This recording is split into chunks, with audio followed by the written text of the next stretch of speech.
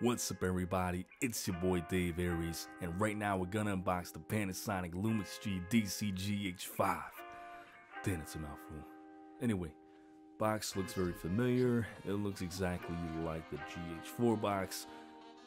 So I'm glad that we can see that Panasonic saved a lot of money on boxes so they can put all that money into research and development on the actual camera. Good move, Panasonic. You learned a lot from Apple.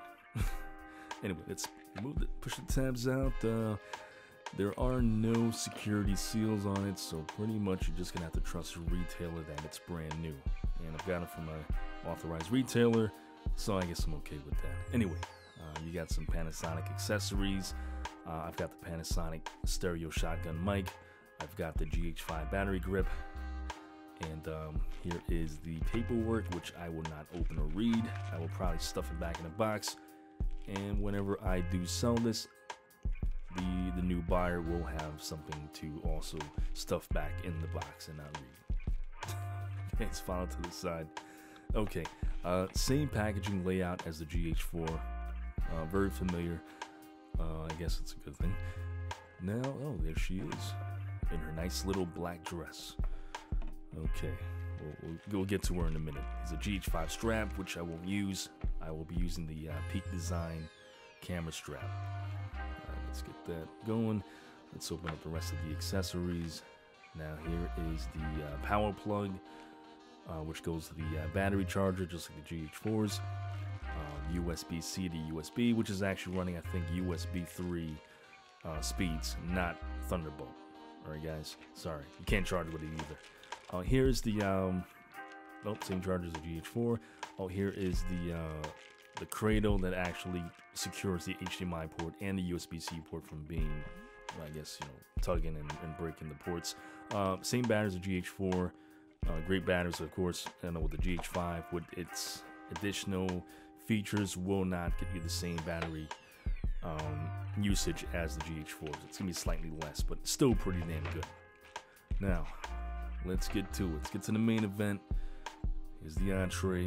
Okay, it feels a little heavier than the GH4, but not much heavier. All right, let's get her undressed. Oh yeah, sexy mama. Okay, there she is. Very similar to the GH4 in overall design, but it looks a little boxier, slightly bulkier.